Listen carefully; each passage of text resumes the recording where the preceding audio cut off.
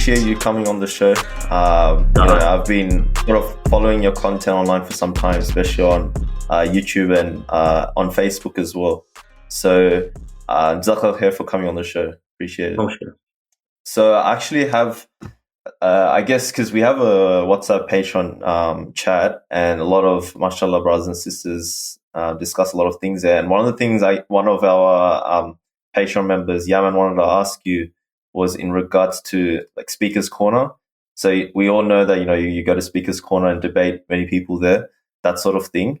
And I wanted to sort of get your insights in regards to, I guess, the theatrics of it, because at times we do see there's discourse and dialogue happening, but at the same time, usually it's for show, or it could be, so like it becomes confusing maybe at times where if Speaker's Corner is usually for, theatrics, or you can actually have proper discourse and honest dialogue with people, because maybe the adrenaline rush, it seems, makes it, impossible to have like an honest conversation with people. And sort of may at times, they don't want to admit their ignorance. You see maybe at times there are people that sort of rock up and it's just like, they have, they sort of say things about a certain subject area when in reality, they actually don't know, but then they're not going to admit it, right? So they just keep going on and on. So it becomes, I guess, problematic, and it doesn't really become a place to teach people. So what's your sort of essentially your take on Speaker's Con? Do you think that, it's all for show, it's all theatrics, it's all about the hype, or can you actually have proper, honest dialogue and discussion with people? Okay. Look, Speaker's Corner recently anyway has become a worldwide phenomenon. When I first went to the park, I didn't know how many people followed Speaker's Corner around the world. So subhanAllah al-Azim, you know who your regulars are. Hashim, Mansoor, Muhammad Hijab, Adnan Rashid, Ali Dawa. Now what's happened is people have realized how much people watch Speaker's Corner. So they just attend and have conversations with people. In essence, they don't really have the knowledge to discuss it. They don't have the knowledge of any topic, whether it's Christianity, morality, liberalism, name whatever topic you want. But I feel Speaker's Corner has got the potential to have serious academic debates. But you do find from our opponents, Christian missionaries, who have now using provocative tactics now. So yes, it can be theoretics, but the default position, from my understanding, Speaker's Corner is a beautiful place, especially for da'wah. So, and I've seen many people come to the park over the past 2 years. I think to myself, are you serious? Like, you're debating with Christian missionaries when you haven't got the foggiest idea about Christianity. You're debating with the Shia when you haven't got the slightest clue about Imamah or Wilaya or, the fitna between the Sahaba radhiyallahu anhum. So it can be theoretic, but you need to find the right people to listen to and watch. And I believe the names that I mentioned earlier, just stick to them. And I'm sure, you'll learn, and as well as obviously counter the arguments from the opposition as well. And have you found that because of Speaker's Corner, for example, I guess locally in UK, there have been an increase in, for example, students of knowledge or who are looking to essentially study under scholars in the UK, or have you just seen it as a contribute to compounded ignorance? It's a bit of both. I don't think there's many students of knowledge that actually attend. From my experience, you have to remember I'm from Birmingham. So I'm from the second city, where I'm 2.5 hours away. So from my experience and my interactions, I don't find, if I can even say, any students of knowledge attend, honestly. SubhanAllah. And I guess, like, with your sort of specialty, like the sort of topics that you do discuss, in regards to, it could be Shiism, or it could be essentially, Madkhalism in that sense. What have you found to be the biggest, essentially, struggle or sort of top subject area that creates the most doubts amongst, I guess, Sunni lay people. Mm. See, the catch-22 is this: the youths find peace in the youngsters, the young guys. So me myself personally, I don't class myself as a student of knowledge, and that's me being completely honest, and that's out of humility or humbleness. I'm just being completely frank. So the Shia or the Madkhalis, the doubts that has been spread from the arguments of the Shia, from their polemical argument, it's centered around the fitna between the Sahaba. Now, the reason why I add that, we as Sunnis, when we are nurtured and we learn Islam, we learn Tawheed, we learn the Quran, we memorize the Quran, Ibadah, we learn Islamic rulings. We want to perfect our Islam comprehensively. Whereas the Shia, their whole da'wah is based on the companions and their betrayal, according to them, when Ali radiallahu anhu was the divinely chosen leader. So the Sahaba that fought during the fitna, they know about it more than we do, because that's what they've been indoctrinated with from a young age. So when they came to the path, well, I think they were discussing these matters with Sunnis, and they didn't know, the reality of what happened. So it caused doubts and it caused confusion. When I was studying, when we were learning about religion and sex, I found a fascination with Shiaism, believe it or not. So I invested in Shia books, because there's a lot of rumors, actually, amongst us as well. Oh, the Shias believe this, or they believe that.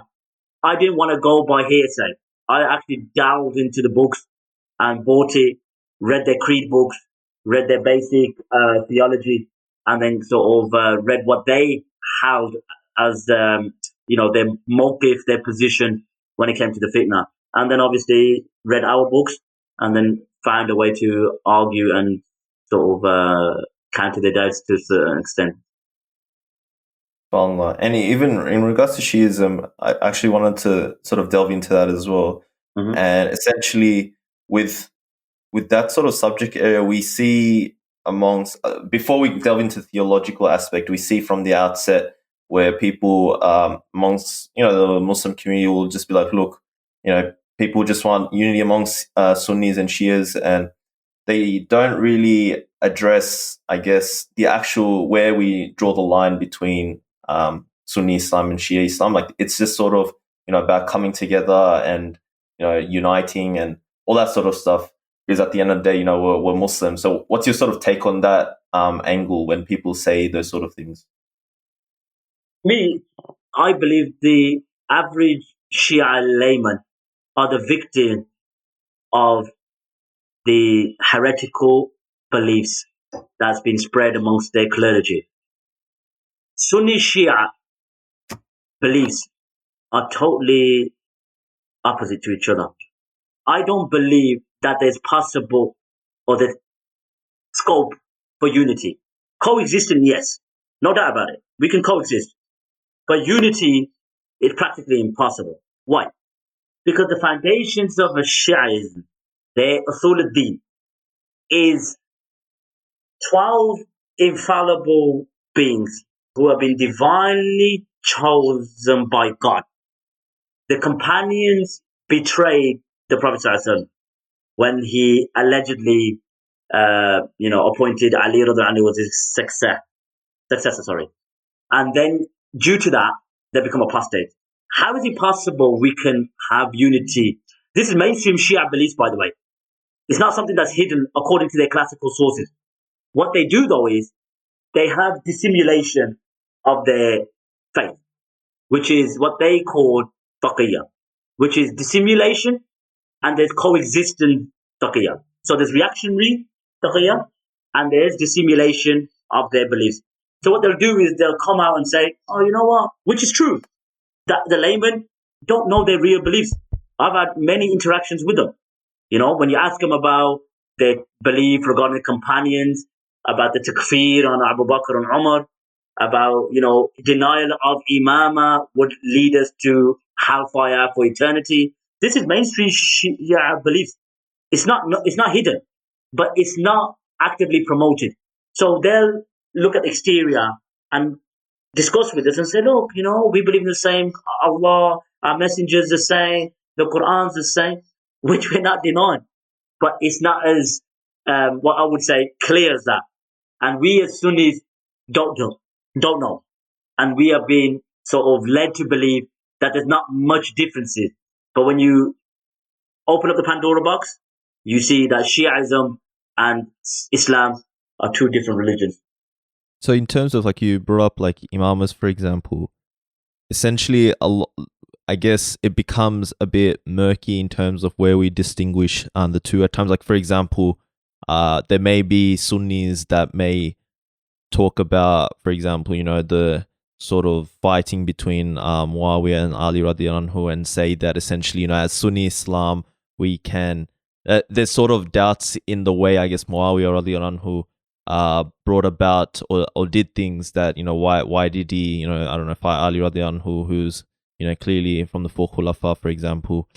And essentially that become like, as a Sunni, that a person, for example, who's Sunni, who says that, they may be thinking, I guess, politically, then I might be, part of Shia Islam. So, like, what's your sort of take on that angle, that it's not necessarily always, defined by theological aspects that you brought up? Or can we sort of talk about those discussions as well and also be part of Sunni Islam? See, when they use the argument that Muawiyah fought Ali radiallahu anhu, that's not true. Muawiyah radiallahu anhu was in Syria. Ali radiallahu anhu was in Kufa. When Ali radiallahu anhu wanted Muawiyah radiallahu anhu to pledge, which he should have, we're not denying that, Muawiyah radiallahu anhu should have allowed Ali to investigate the killing of Uthman. That's where it was sentenced. That's why there was a dispute. And if you read Najl al-Balagha, I'm going to do a video on that soon, inshallah, in about a month or so. I've got the script ready. But the dispute between Ali radiallahu anhu and Muawiyah radiallahu anhu was the blood of Uthman. Now, when the Shia argue, Muawiyah fought Ali. No. Ali went from Kufa to Syria, to a place called Safin, which is, I think, in Raqqa, in northern Syria. So Muawiyah radiallahu anhu did not fight Ali radiallahu anhu. But Ali radiallahu anhu had the right to fight Muawiyah. Do you see the difference? So the companions to us are just and are righteous. We're not saying they're infallible. But at the end of the day, I cannot unite and I cannot compromise on a sect that claims that the companions apostated and they deem me legitimate to curse them as well. It's practically impossible. Even further, they even curse the mother of the believers, Aisha radiallahu anha. I cannot accept that. I don't care how much things we agree upon. Maybe in fundamentals, obviously, like Allah Azza wa Jal, the Prophet ﷺ, and the Quran. But the message itself, they're far away from. They don't follow the Quran. They don't follow the Sunnah. Majority of their narrations in their hadith literature is from Imam al-Baqir alayhi salam and Imam al-Jafar. Very rarely you see it or read their quotes from their hadith books, which has any narration from the Prophet ﷺ. Think about it. Why? Who were close to the Prophet ﷺ? The companions. So in order to narrate from the Prophet ﷺ, you would have to deem the companions as just, trustworthy, and righteous. If you don't deem the companions to be just, trustworthy, and righteous, you're going to disregard their narrations. So you've got that link missing to the Prophet ﷺ. But they all argue, no, Ali radiallahu anhu. Everything is to do with Ali radiallahu anhu. No, we believe Ali radiallahu anhu was a righteous companion. We don't deny Ali's virtues. You look at our hadith literature, we've got chapters about the fada'il of the Ahl al-Bayt. So we're not opposing the Ahl al-Bayt, but the deen does not, what I would say, the responsibility of the message of Islam wasn't just connected to the Prophet's family and that's it. Islam was restricted to the Prophet's family. No. And that's where we have to be honest and transparent and open about our differences. Coexistence, yes. but there's no way we can have unity. And there's no shame in saying that. There's no shame in saying that. Like, for example, you brought up the cursing of the mother of the believers, for example. How widespread would you say that is? Because I remember, like, I was flicking through like Facebook the other day, and you know they were saying like the Shia clerics tell the sort of Shia laymen that essentially don't curse, you know, Aisha radiallahu anhu, for example. So maybe, like, I guess my question is essentially, is that perhaps a stereotype that us Sunnis say, or is that actually legitimately the case that, you know, for example, it could be part of the creed that they do actually promote this sort of stuff? This is promoted. This is utter nonsense and garbage from their side. Whilst their clergy do say this, their contemporary clergy are doing damage control. Now, what I'll do is, I'll present a hadith from their books, and it's in Tahdib al-Ahkam by Tusi, and it's in Al-Kafi, which is their most authentic book. Oh, if not their mother, they got 4 books, and Al-Kafi is included. And this is authentic. It states that Imam al-Sadiq, which is Jafar al-Sadiq, used to curse 4 men and 4 women after each obligatory prayer. I've done a video on this as well, so whoever wants to watch it, go on Bro Hajji channel, and it's on there. And who are the 4 men? Now you have to notice as well, akhi, and it's very, very known in their literature. They don't say their name directly. They use code name. So they say Zafar, Jibt, Taghut, Fulan, Taymiyyah, Adawiyah. Because Taymiyyah is the tribe of Abu Bakr. Adawiyah is the tribe of Umar ibn al-Khattab. So this narration mentions their tribe. And he mentions the 4 men, Abu Bakr, Umar radiallahu anhu, Uthman radiallahu anhu, and Muawiyah. The 4 women, Aisha radiallahu anha, Hafsa radiallahu anha, Hind is the mother of Muawiyah radiallahu anhu, and Hakam. So this is clear, and I could bring many more. So the clergy is damage control. No one has access to a certain extent of Shia sources. But if you dwell deep into their sources, cursing is normal. Cursing is basically what they would call baramil al-bayt.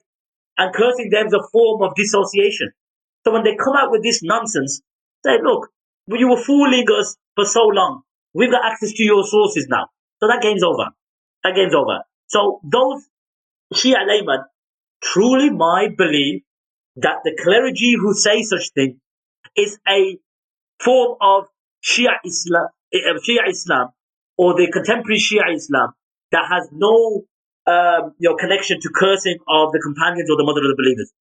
But let's go to their classical sources, which is from their infallible imams. It's littered with it. It's littered with cursing and even accusing, Aisha of many things. But I'll do a video on that soon. So it's not correct, and I would never listen to a Shia clergy give me this sweet talk and take it on the chin. No, not at all. And also, had another like Imam Malik is a huge pioneer in the Sunni tradition, clearly, right? Yeah. And it's like they rely on Imam Jafar Sadiq, and they don't, like, for example, Imam Jafar Sadiq, like, I guess their whole literature, or not whole literature, but they promote sort of taqiyya at times, right? But we have the Mihna, for example, right? Like, so how do they kind of reconcile the two in terms of their portrayal of Imam Jafar Sadiq and the Shia tradition? And then you have Imam Malik as well, which is very much in the picture, but they don't take him, for example, if that makes sense. Yeah, because look, Imam Jafar al-Sadiq is free from them. Like Isa alayhi salam, free from the Christian. They've lied upon him. They've lied upon his father. And you notice in Shia literature, there are so many statements of Imam Jafar al-Sadiq which has so much contradictions.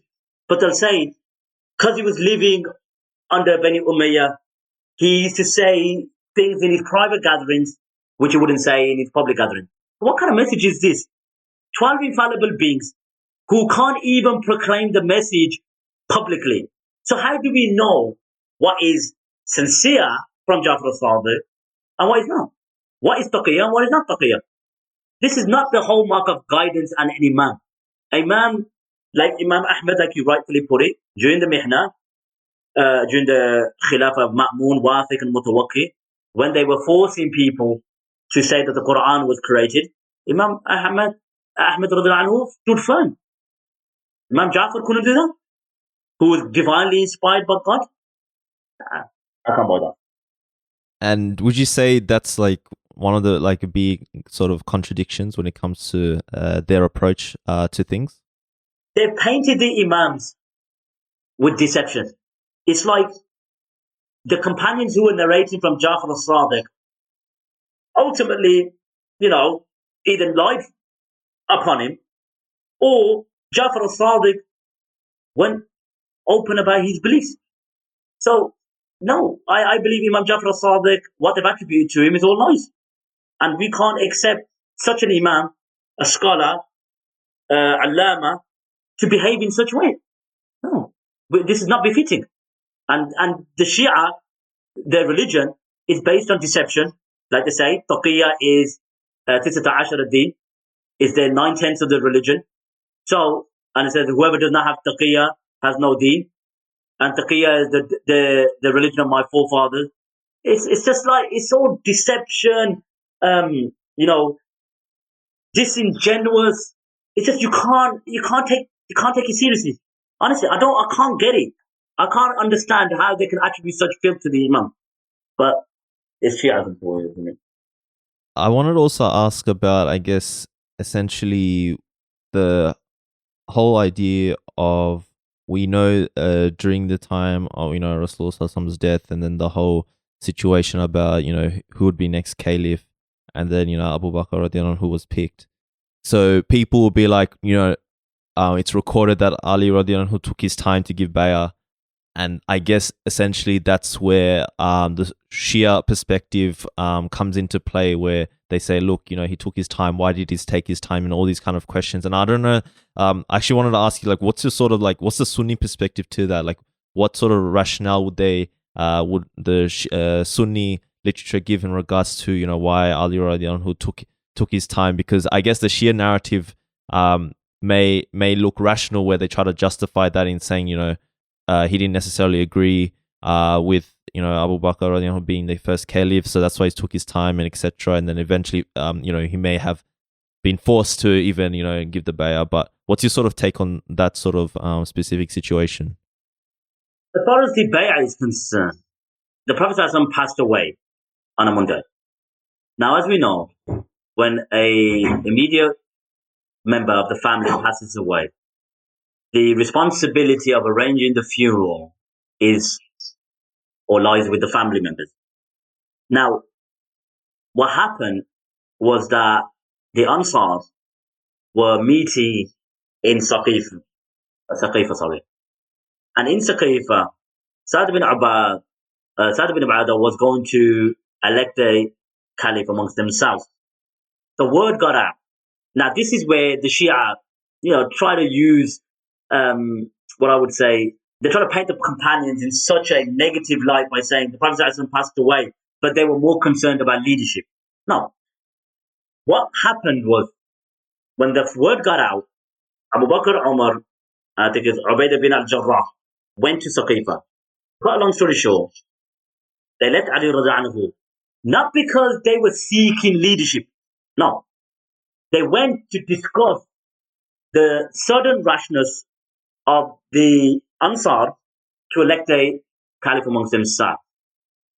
When they had this discussion, and then Umar bin Khattab raised Abu Bakr's hand, they agreed upon Abu Bakr. Whilst we accept that Ali radiallahu anhu said that I felt that I had a share in this matter, we can go back to their sources. I could give you two books. We got a Tabrasi, where it mentions that Muhammad al-Baqir, and this is from their book, by the way, it's not our book. So if Ali radiallahu anhu plays according to our books, no problem, they can reject it. But it's from in their own works that Ali radiallahu anhu pledged. So I ask, an infallible Imam who cannot make any mistakes, who is divinely chosen by God, relinquishes right. So I'll get to the narration. It says Imam Muhammad al-Baqir narrated that when Osama bin Zayd left for jihad, and this is in Ihtijaj of Tabrasi, and news reached Osama, he returned with his army to Medina, and he saw a great number of people surrounding Abu Bakr. Upon seeing these, he went to question Ali radiallahu anhu, and asked, what is this? And Ali bin radiallahu anhu said, it's exactly what you are seeing. And Usama radiallahu anhu said, have you given bay'ah? And Ali radiallahu anhu said, yes. And he asked, did you do this by your own free will, or you did it with not force, but did you dislike it? He goes, I disliked it. Now the question to ask here is, if Allah subhanahu wa ta'ala divinely chose Ali, how can he pledge to Abu Bakr? Don't make sense. So what we hold as a Sunni belief, that what happened in Saqifa was a hasty, way of electing a caliph, but because of the surrounding circumstances. You understand? But afterwards, Umar ibn Khattab was elected by Abu Bakr. Then Umar had the 6 people of Shura. And then after Uthman was elected, Ali was given the pledge. And then when Ali was martyred, they asked him, shall we pledge to your son? He goes, I'm not saying pledge to him. I'm not saying don't pledge to him. So that's our position. Ali anhu, yes, 6 months according to our books. And whilst we believe that Ali anhu was a rightly guided Khalif, meaning the 4th Khalif, even he acknowledged Abu Bakr anhu's virtues. And he was a judge, chief judge, amongst the 3 Caliphs. So for 30 years, Ali anhu just kept quiet, didn't fight for his right, just basically conceded his God-given appointment. It just makes Ali anhu look weak and hypocritical. Because something's given to me by God. I will fight for it. I would definitely fight for it. But they've made Ali anhu into a subservient, submissive, weak individual. And this is not the status of Ali anhu. But why exactly though, like 6 months? Because people will be like, that's such a long time, right? Why 6 months? See, yeah. Ali anhu also said in the hadith, he said, I felt I had a share in it. Of course, no doubt about it. 6 months, there are 3 positions we have. One is that he pledged after 6 months. There's another riwayah that he said he pledged immediately. Now, this is not really, common or accepted. Number 3 is, which is conclusive, is that he pledged straight away, but he renewed his pledge after 6 months. So just say, for argument's sake, he pledged after 6 months. Ali anhu deserved, he had a right in it. And he did. But he acknowledged Abu Bakr anhu was the best after the Prophet ﷺ. He gave his hand in bay'ah according to their own sources. So what's the problem?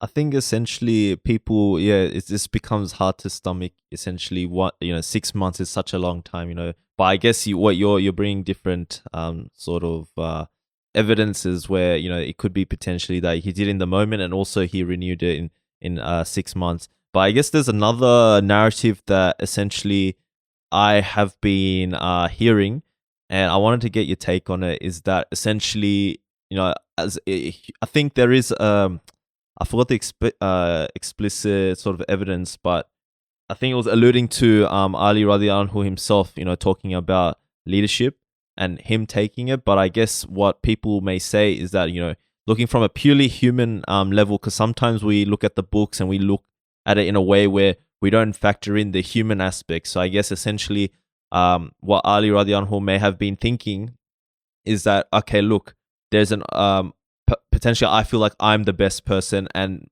because for X reasons, but it's not like he was thinking that he is destined for that position, right? So low key, maybe in his mind, he was thinking about but people, like, I guess, for example, let's make it more, I guess, in our sort of context. Like, for example, there might be a business, actually, an organization, for example, and there's a chair of people, and then there's like a leader, right? So I guess naturally some people in that kind of leadership group will think that they're the best candidate. But when it works out that, they sort of factor things in and then see that, okay, this person is definitely like the perfect person.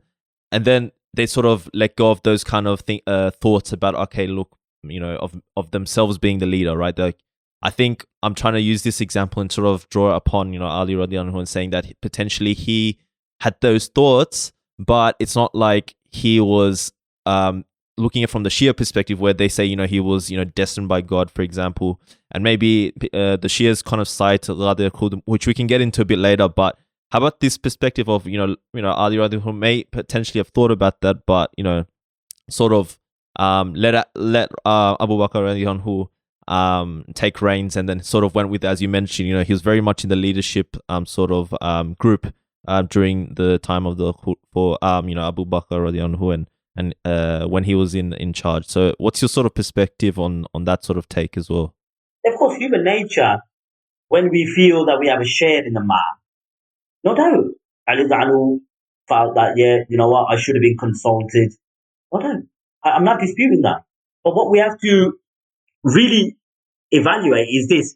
Were the companions that, power hungry, that when the election took place, or what happened in Saqifa, because the Shia like to prey on this. Look at them, look, the Prophet passed away, and they were meeting in Saqifa. Look, we're not saying they're infallible. I believe Sa'ad ibn Ubadah should not have met in a Saqifa, but they made that decision. Abu Bakr and Umar went to obviously have a discussion with them. It's in Bukhari, the hadith in Bukhari.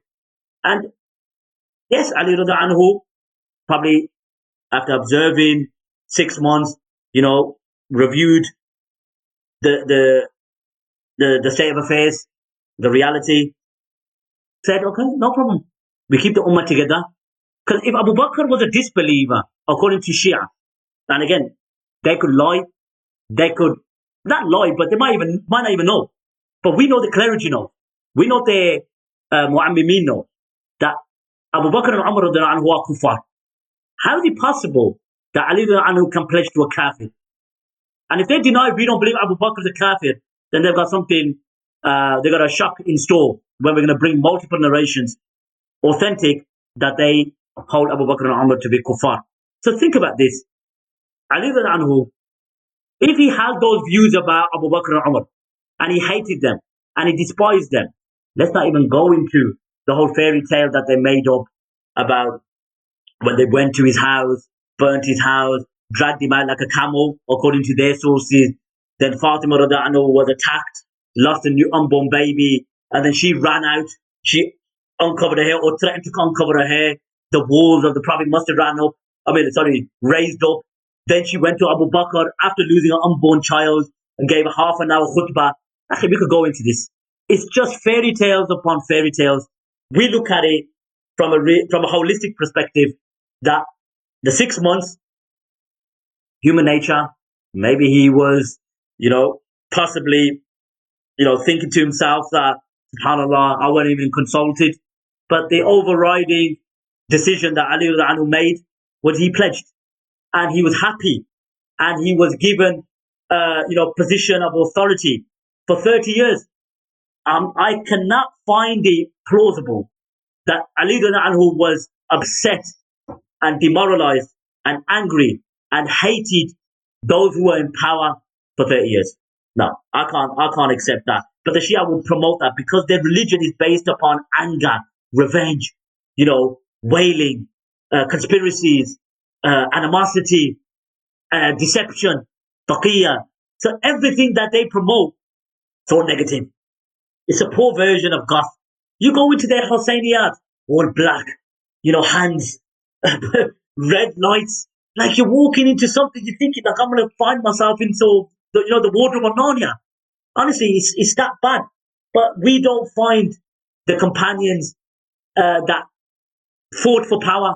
Rather, when they did fight, it was due to the blood of Uthman radiallahu anhu, and even to the point that Ali radiallahu anhu, after the war, meaning after the Battle of Siffin, they went back. They didn't have any other further battles. They made, obviously, there was a sulh to a certain extent.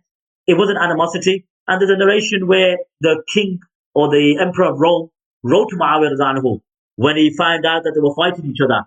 And he was trying to conspire between them. And Muawiyah wrote him back. And he said, look, if you, because he basically wanted to come over to the lands. And he said, if you come close, I will pledge to the son of my uncle, I will fight against you. It's not as the way the Shia make it out to be. And ultimately, we have to deal with their lies.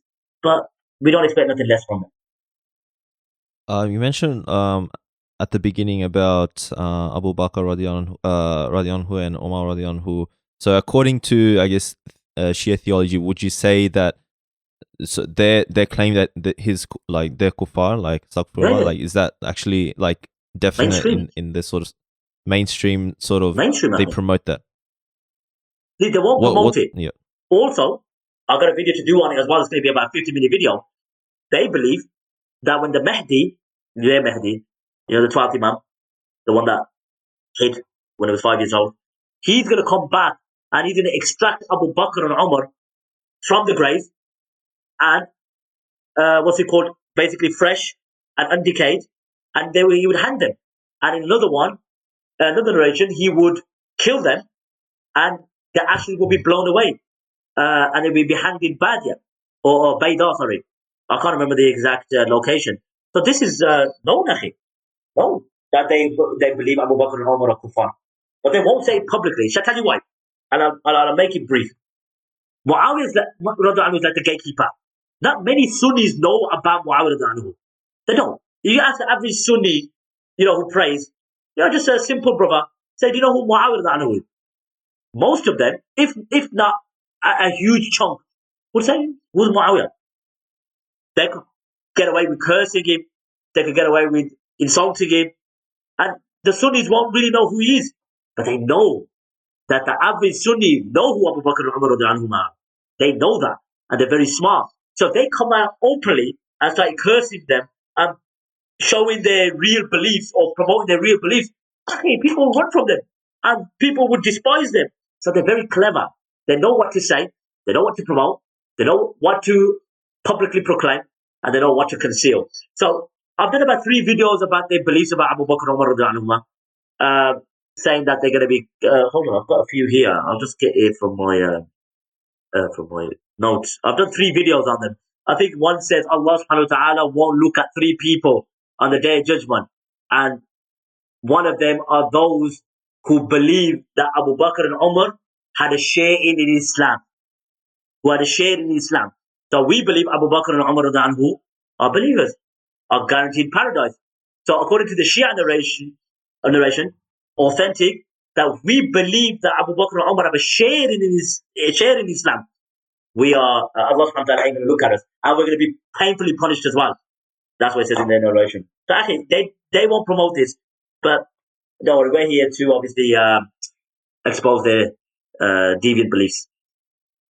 So essentially, through through our Sunni sources, we know, for example, it's very clear, Abu Bakr radiallahu anhu and Umar radiallahu anhu, guaranteed paradise, the amazing sort of efforts they did for Islam, all this sort of stuff, like it's clear as day, right? So I don't think we need to sort of get into showing that side of things, but I guess we essentially talk about when it comes to hadith, for example, we will claim that our sources are solid and, it goes back, there's the chain of narrations, etc. But in terms of, I guess, the Shia sources and what you're bringing and what you're saying is that, they say things that are contrary to Sunni Islam. So my kind of question is like, what are their sources? What is this? Do they have like a chain of narration? Like what are they getting their sort of quotes and their sources from, if that makes sense? Because it becomes, I guess, conflicting, obviously. So I assume obviously the sources aren't the same, right? So maybe if you could explain that aside. Because, like I mentioned before, the vast majority of their narrations come from the 5th Shia Imam and 6th Shia Imam, Imam Bakr and Imam Ja'far al-Sadiq. So the Shia have their main narrators. So you got Zurara, you got Hisham ibn Malik, I think it's Hisham ibn Malik, and there's a few others as well that narrated majority of their narration. So their hadith sources would never be what we say on par to us. Our masters of hadith, like Imam Bukhari, Imam Muslim, we've got giants, Yahya bin Ma'in, Abdullah bin Mubarak. We're the ones that hadith sciences are from us. Even their own scholars admit it. Qur al-Amali, Kashani. They say, look, their hadith science is a mess. And they took it from Ahl Sunnah. So what they have attributed to the Imams are actually from the lies of Kufa and the Shia of Ali. So we cannot accept what they've, narrated from the Imams, which we do not. The Imams themselves, they were righteous, they were pious, they were ulama in their own right. But a lot of the narrations from them, it's just utter lies, and we won't be able to accept it in any way, shape, or form. And I know a lot of, I think in Shia Islam, they sort of try to cast down Abu Huraira radiallahu anhu. Like, what's the sort of rationale for that? They argue that Abu Huraira radiallahu anhu embraced Islam, I think, 3 or 4 years before the Prophet ﷺ's death. So, but it's not just Abu Huraira radiallahu anhu. Their hadith literature, which is known, mentioned that the companions apostated because they went against the covenant of Ghadir. So I'll give you a hadith at the top of my head. The hadith mentions that كان الناس على ردة بعد النبي إلا ثلاث. That the people apostated from Islam after the death of the Prophet ﷺ, apart from 3. And the 3 are Miqdad bin Aswad, Abu Dhar, and Salman al-Farsi. So they hold the companions to be disbelievers. Why? Because they went against the pledge of Ghadir. So they believe that because they elected Abu Bakr, the companions are kuffar, apart from them 3. And some other companions like Jabir bin Abdullah and others, which obviously are not mentioned in that hadith. So they've got their favorable companions. But it's common and known that the companions to them are apostates. They'll argue, no, we just don't believe in them. Nonsense. They're apostates. SubhanAllah. And you mentioned Ghadir Khumm. I think it's probably good to get into that because that kind of ties in with, I guess, why they talk about, for example, make the claim that, Ali radiallahu anhu took, 6 months to give bay'ah, all that sort of stuff because he was promised the leadership before. So maybe if you could just, sort of brief overview on what Ghadir Khumm is and I guess what the Sunni perspective is and why she is, why they give it so much importance. Yeah. So when the Prophet ﷺ performed Hajj after conquering Mecca and declared the final khutbah, as we know, Hajj al-Wada, he went back to Medina. So the Arabian tribes or the Muslims went back to their hometown. So those who judged from Yemen went back to Yemen. Those who judged from Imamah, which is Central Arabia, went back to Imamah, and those who were from Northern Arabia, like Medina and other areas, they went back. So on the way back, the Prophet ﷺ stopped by a pond called an oasis, and that place is called Ghadir Khumm. Now the context here is Ali anhu was also, I think at the time, on a campaign in Yemen, and there was some conflict between the companions of Ali anhu in relation to the war booty. So when they were at Ghadir Khumm, Ali anhu came and people were complaining about Ali anhu. So when Ali anhu was at Ghadir Khumm and the companions, the Prophet ﷺ addressed the companions who were on the way back to Medina. And he grabbed Ali anhu's hand and said the famous words, Man kuntum mawla, fahada Ali al-mawla. That whoever takes Ali, or whoever takes me as Mawla, then Ali is his Mawla. Now there's a huge back and forth regarding this word Mawla. What does it mean? Now we go to the book of the Arabic dictionaries, and there's many meanings for it, but that's not the sort of discussion right now. We could go into Nihayatu for Gharib al-Hadith by Ibn Athir. We could go to the Arabic lexicons, but that's not the topic right now. So that's where it stemmed from. So they argue that at this place, the Prophet ﷺ elected Ali anhu as his successor. That's not true. Not true at all. Far-fetched. And what contributes to this, inaccurate, announcement, as they like to call it, is that when the Prophet ﷺ went back to Medina and obviously stayed there, no one from, when the Prophet ﷺ was ill during the later days of his life, understood that this means that Ali radiallahu anhu is the next caliph after the death of the Prophet ﷺ. Meaning the Prophet ﷺ, when he was alive, was electing Ali radiallahu anhu as his leader. Let's even look at the words. Was the Prophet ﷺ alive at that time? So if the word means leadership, the Prophet ﷺ said, Man kuntum mawla. So let's use their translation. Whoever takes me as his leader, then Ali is his leader. So were there two leaders at the time? Do you understand what I'm saying? Because they use that word mawla as leader. Whoever takes me as his leader, then Ali is his leader. Well, that means then there was two leaders at the time. Yeah. So this Ghadir Khumm wasn't an announcement of successorship. It was just to highlight that Ali radiallahu anhu, Mawla, could be ally, friend, companion, close, someone who's close. But the Shia use that as obviously their argument. But we just respond by saying, why did Ali pledge to Abu Bakr? Simple. Regardless, you could present all of those narrations about the Prophet was alluding to Ali radiallahu anhu to be the next leader. Why did he pledge? Did he then betray the Prophet ﷺ? Did he disobey Allah subhanahu wa ta'ala because he was divinely chosen? It just doesn't make sense. It doesn't make sense. I guess from the Shia perspective, they would just fall back on the taqiyya sort of reply, right? Like at the end of the day, that's what they had to do in order to, I don't know, keep low key and then essentially, low key amongst the powers that be. I guess essentially, would you say like that's the only sort of rationale that they'll fall back on when it comes to that?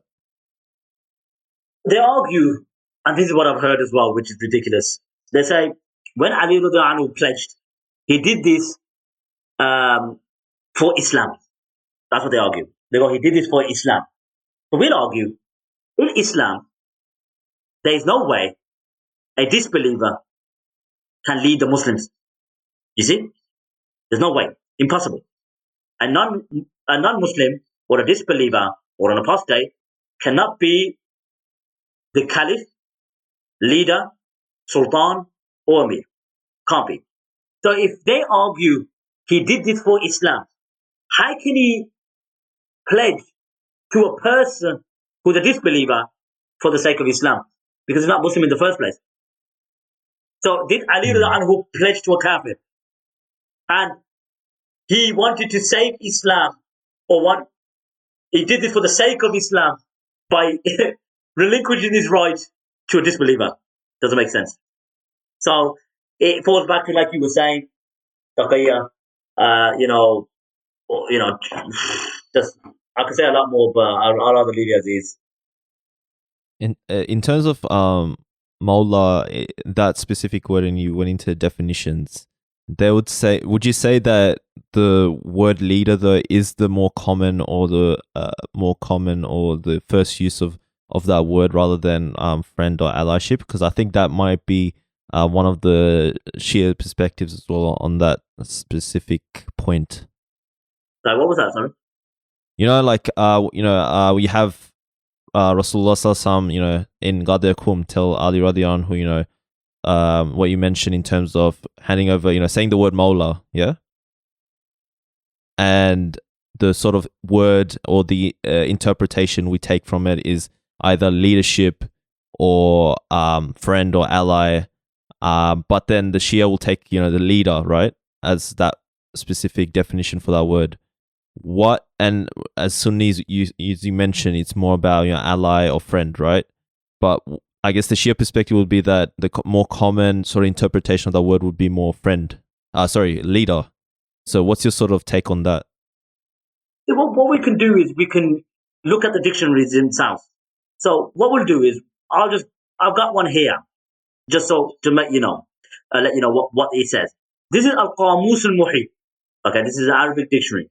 And under the word wali, wali, Mawla, wilaya, you could fit it in. It means a person who is muhib, who's loved. Sadiq, who is like someone who's truthful. Nasir, who's a helper. No, you got Wali, you got Wilaya, Walaya. You got someone who money meets a slave, a person that is a person of power, is a Malik, who was a son of his cousin Ibn Am, and you could use many examples. A jar as well, a neighbor. There's various explanations. Mawla, Wali, Walaya, Wilaya. If it means successorship, that's my point now. If it means successorship, then there was two leaders at the time of the Prophet ﷺ. You understand what I'm saying? Yeah. If it means leadership, so man kuntu mawla, whoever takes me as a leader, then Ali is his leader. It doesn't make sense.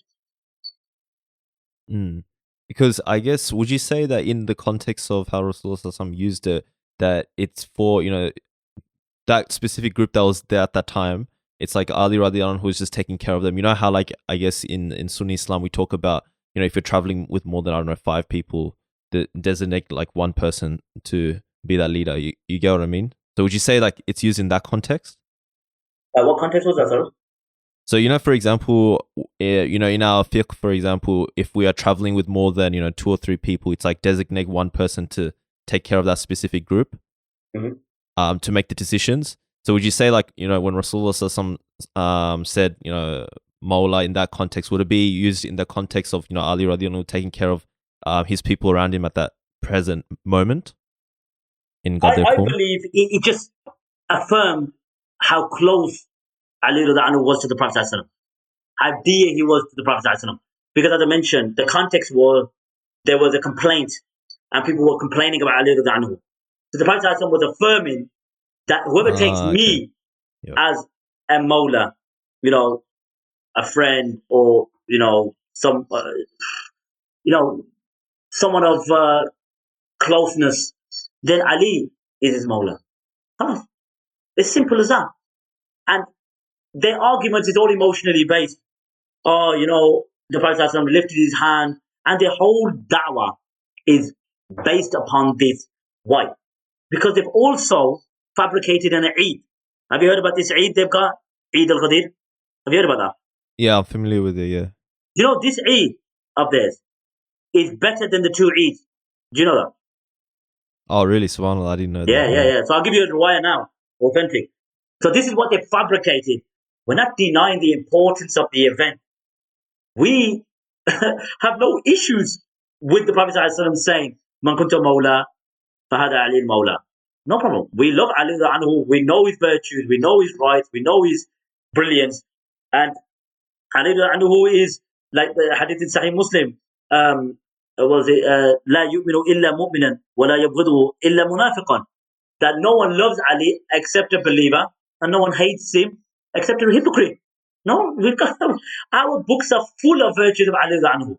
But back to what point I was about Eid al-Ghadir, because what we want to do is to show you how they've fallen deep in extravagance, even belittling and lowering the 2 Eids which have been legislated by Allah and His Messenger. I'll just read it out to you. This is in Thawab al-A'mal wa Iqab al-A'mal. This is from As-Saduq. And it mentions that I asked Abi Abdullah, this is Al-Hasan bin Rashid. I asked Abu Abdullah, which is Jafar al-Sadiq, I pray to Allah to keep my soul in the service for your cause. Is there any other Eid for the Muslims besides the 2 Eids? So you notice, he's already affirmed the 2 Eids. He's asking about another Eid. So the Imam replied, yes. And what did he say? SubhanAllah Azim. Listen to the Arabic. He said, there are 2 Eid, or these 2 Eids. This Eid is more greater and more important. He asked, which Eid is this? He goes, this is the Eid when Amir al-Mu'mineen was appointed. You see? And then he asked him, what date is that? He goes, that date is the 18th of Dhul Hijjah, which is the day they, what's it called? Celebrate Eid al-Ghadir. So, akhi, they have gone to the point, or they've reached a point where the true Eids have no virtues compared to Eid al-Ghadir. Is this Islam? Is this really Islam? I think we have to be honest. Shiaism has so many contradictions when it comes to Orthodox Islam or even Islam. Let's not even, categorize it to Orthodox Islam. When I say Islam, they've got no connection to the Islam that the Prophet ﷺ came with, which is taught to the companions, which is Ahlul Sunnah wal Jama'ah. It's just beggars belief that they would degrade the two Eids in connection to a Eid which has no relevance in Islam. SubhanAllah. And essentially, I guess even with the Ghadir Khumm specific event, would you say that within Sunni literature, from what I was like reading, it's not necessarily, there's not much emphasis put, it's more of just like a situation that happened and that's it, and it's just part of, I guess the seerah, but it's not like some focal point in the moment of I guess, I don't know, the time of Rasulullah somewhere he designated sort of Ali radiallahu anhu to be, the first caliph, for example. It was just kind of a side event that just sort of happened and it was just written about, but it's not necessarily given much importance in that sense. Like, what's your take, I guess, from the Sunni perspective? Look, there were many events in Islam that is more important, and it's even mentioned in the Quran that is more virtuous than. No, but that's saying it's not symbolic. Of course, it is. Is Ali is one of the virtues of Ali. So we cannot deny that it is symbolic and it's important. But let's look at the life of the Prophet ﷺ. The first revelation, but more relevant, more important than Ghadir Khumm. The Prophet ﷺ going on the night journey, which is specifically mentioned in the Quran, in Surah Al-Isra. So that's more important than Ghadir Khumm. Let's go even further. The Battle of Badr, which is also mentioned in the Quran, more important, more virtuous, and has more of a relevance than Ghadir Khumm. Let's carry on even further. The conquest of Mecca, mentioned in the Quran, in Surah Al-Fath. Not Surah Al-Fath, Surah Al-Nasr. So, I'm saying, whilst it's important, it's not one of the most important events in the lifetime of the Prophet ﷺ or in the history of Islam. Nah, far from it. That's like one example that kind of comes to my mind is essentially where I recall there was like during the whole situation with Ali radiallahu anhu and Muawiyah, and then essentially what happened was he was, I think, politically siding with Muawiyah radiallahu anhu, and then what happened was he was actually writing a book about the virtues of Ali radiallahu anhu. So you know what I mean? Like there was always that recognition of his status, and his status in Islam. And I guess, I don't know, like, do you find that Shias see or accept that, look, Sunnis do, love and cherish Ali radiallahu anhu as, a big figure in Islam and a virtuous person in many ways? Because I guess us from the Sunni perspective will see it as, look, we are actually taking the right approach. Like we're seeing him as for who he is, and then, Shias, for example, take it to a whole nother extreme. So what's your sort of take on that? Could you repeat that again? Sorry, the line's not very, very clear. Oh, okay, sorry. Yeah, so essentially I was just saying in terms of, from the Shia perspective, do they recognize that us Sunnis do love and revere Ali radiallahu anhu as being a big and important figure in Islamic history, and we recognize his how virtuous he is, for example, right?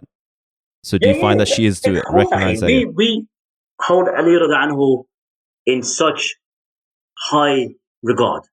He's one of the virtuous companions, embraced Islam early.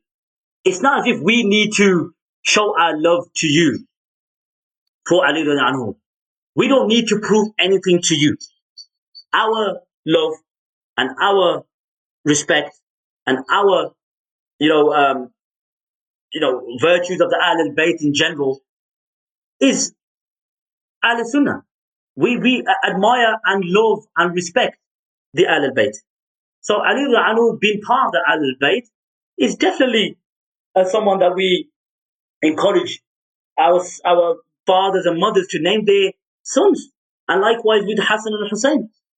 So it's not a monopoly of the Shia to, what I would say, hold the Ahlul Bayt and love the Ahlul Bayt because it's just exclusive to them. No, not at all. Ahlul Sunnah have more of a right than the Shia. Yeah, for sure, for sure.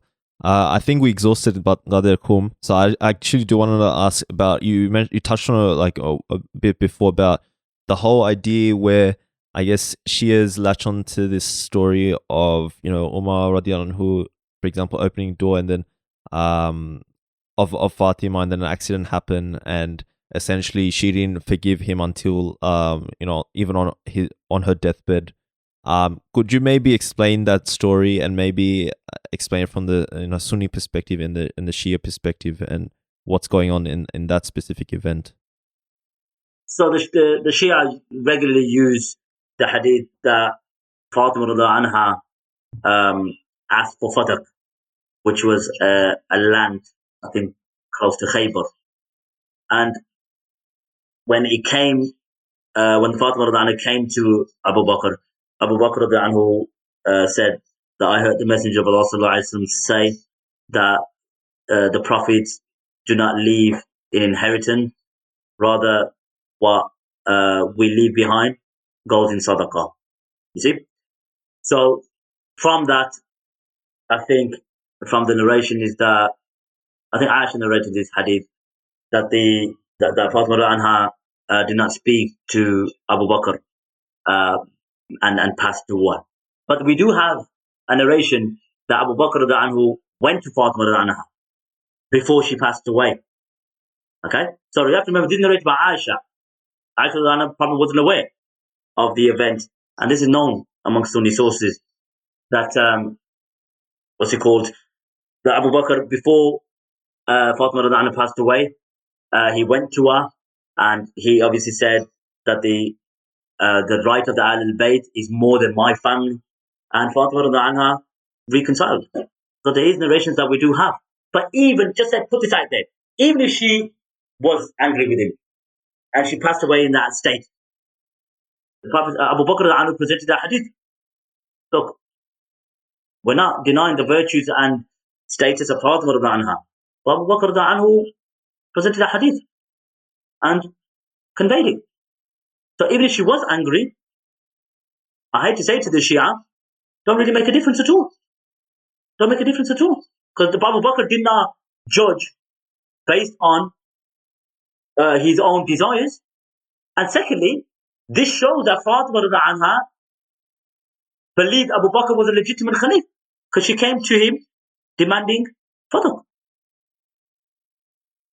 But there's also, isn't there a hadith, like for example, Rasulullah said, whoever, Fatima is angry at, I'm angry as well. Yeah. So I guess the Shias kind of put two and two together and saying, look, does that mean Rasulullah is angry at Umar radiallahu anhu? So there is that angle to the equation, and then they may cite that, look, you're just being convenient with the sources that you bring. Like for example, you just said, Abu Bakr who went to, Fatima radiallahu anha and talked about it, you know what I mean? So I guess that's where their angle is, where it's like it's just convenient now. Yeah, and we could add to that hadith, subhanallah azim, about whoever makes Fatima radiallahu anha angry makes me angry. Who was that in address to? The conveniently missed that out. Because the whole context of that hadith, the Prophet was referring, or the whole argument was between Fatima and Ali radiallahu anha. Fatima radiallahu anha and Ali radiallahu anhu. Because she had an argument with Ali radiallahu anhu. Ali radiallahu anhu left. The Prophet come to the house, asked, where is Ali radiallahu anhu? Fatima radiallahu anha said that we had an argument. The Prophet left, found Ali radiallahu anhu sleeping in the Prophet's mosque, and he was covered with dust. So the Prophet said, Khumm ya Abu Turab, get up, O father of the just. And then when at the end of the hadith, he mentioned about whoever angers Fatima angers me. So we've got narrations that the whole context was referring to a little, shall I say, dispute or a marital, issue between Ali anhu and Fatima, And that's what the Prophet mentioned that. Or rather, no, tell you a lie. That was in connection to when Ali anhu wanted to marry the daughter of Abu Jahl. Okay? I think that was in connection to that. I'm getting mixed up between the two. So Ali anhu had the intention to marry the daughter of Abu Jahl, and then the Prophet came and then said those words, whoever angers Fatima angers me. Okay, so I guess it's like I've had a chat with other people, like some of the kind of quotes that is pulled out from the Shia camp is essentially devoid of the context in general. So it's not like it necessarily applies to every single context that ever exists, even after, you know, the death of Rasulullah, you know what I mean? Like in that sense. Or maybe it might from the Sunni perspective. Like sometimes I guess the context is missed of those statements. It's not like it's an absolute full statement in the absolutist sense. Yeah, that's what I mean. So no doubt the Prophet ﷺ mentioned those words. And if you present his context, it was in connection to Ali anhu having the intention to marry the daughter of Abu Jahl. And this is narrated in Bukhari. And I think at the end of the hadith, he mentioned that Ali anhu then, basically left it off and didn't continue on with it. So there's Fatima's a part of me, whoever angers her angers me. And another one is whoever angers Fatima angers me. There's different variations.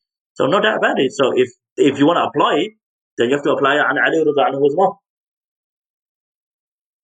Okay, yeah, that makes sense. And that's where the contradiction lies, right?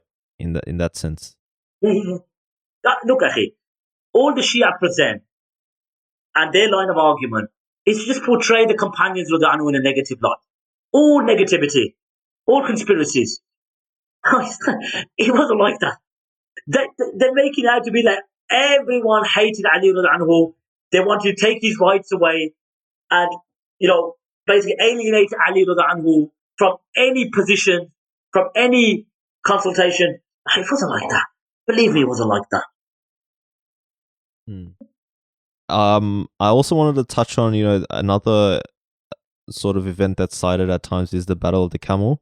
So, the famous sort of situation where Aisha radiallahu anhu's army and Ali radiallahu anhu's army were sort of fighting, and they looked, Shia is sort of look at that situation. He's like, what's going on? Like, there's some sort of why would that happen? I guess they said, like, if Ali radiallahu anhu is in such a prestige position, why is Aisha radiallahu anhu sending out a sort of army to fight his army? So how do we make sense of that situation?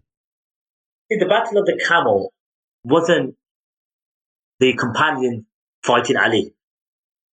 That's where they try to misconstrue the events. The Battle of Jamal happened when the people pledged to Ali anhu. Talha and Zubair basically sought permission from Ali anhu to go to Mecca. Okay? So when they went there, obviously news reached that Uthman anhu got killed. Okay? The people of Fitna, it all is centered around the blood of Uthman, like I mentioned before. The Fitna all occurred in connection to the death of Uthman anhu. It wasn't to do with power. It wasn't to do with personal hatred. It wasn't to do with animosity between them. Not at all. It was to seek revenge for the blood of Uthman anhu. So the Battle of Camel, basically, I don't want to make it too lengthy. The hub of those who killed Uthman anhu was in Basra. So the Battle of the Camel happened in Iraq, in Basra. So Aisha anha heard of the death of Uthman anhu and wanted to seek revenge. So Talha, Zubair, and Aisha anha, as long with Abdullah bin Zubair, so it's not as if Aisha anha went without a mahram. No. She went with a mahram. She went with the son of a daughter, son of a sister. So no doubt about it, Aisha anha did not go just because she wanted to go out and fight. She wanted to reconcile between people. That's why she went out. So the long story short, the people of Fitna who were encamped in Ali anhu's army basically started this commotion. Okay, started this commotion. And we know how it ended off. Aisha radiallahu anha was in Basra. When she heard they were fighting, she come with the camel. The people of Fitna were shooting arrows at a camel. And then obviously they cut the leg of the camel and the battle ended. So it was an unfortunate event, but it wasn't no issues between, or personal issue between Ali radiallahu anhu and Aisha radiallahu anha. No, it was, and we could go into it more detail. I'll do a video on it regarding the battle of the camel. But it's just, we cannot allow the Shia to dictate their version of events because it's all riddled with lies and distortions. And we believe that the battle that took place was all to do with the connection of the blood of Uthman radiallahu anhu and how to see retribution or qisas for his death. And that's what basically led to the Battle of Jamal. It's really interesting because even, I guess that's, I guess from a Sunni perspective, Muawiyah radiallahu anhu was also essentially thinking about Uthman radiallahu anhu's unjust death. And at times, would you say that he did question, Ali radiallahu anhu in the sense that, you're not doing enough to bring justice in the sense of punishing the killers? Or would you say that crux of that situation is sort of missed when it comes to Shia sort of perspective? Or would you say that's a valid sort of concern from the Sunni perspective, that it's why didn't you sort of bring retribution for what happened in that specific instance? Yeah, one needs to understand the historical context that Muawiyah radiallahu anhu was the governor of Sham during the time of Umar bin Khattab radiallahu anhu. So he wasn't appointed by Uthman radiallahu anhu, he was appointed at the time of Umar bin Khattab. So when Uthman got killed, Muawiyah was the first cousin of Uthman radiallahu anhu. And we know the story that Uthman's wife Na'ila, her fingers were chopped off when she tried to protect Uthman radiallahu anhu, and she sent his bloodstained garment with her fingers, to Uthman. To Muawiyah radiallahu anhu to seek qasas. So when Ali radiallahu anhu asked for the pledge, Muawiyah radiallahu anhu said, you need to send me the killers of Uthman. So basically, he was basically put a condition in order to pledge to Ali radiallahu anhu. Now Ali radiallahu anhu was the Khalif. He should have gave bay'ah, no doubt about it. But he, with his own ijtihad, wanted the killers of Uthman radiallahu anhu. So that's where the difference was. They didn't fight for power. And if you go to Najl al-Balagha, it's there. And they know it as well. But like I said, they would always add their own distortions and create all sorts of lies in order to obviously make it out to be like Muawiyah radiallahu anhu was such a, power hungry, didn't want to leave his position as governor of Sham. But it wasn't. It was all to do with seeking retribution for the blood of Uthman radiallahu anhu, because he was the first cousin.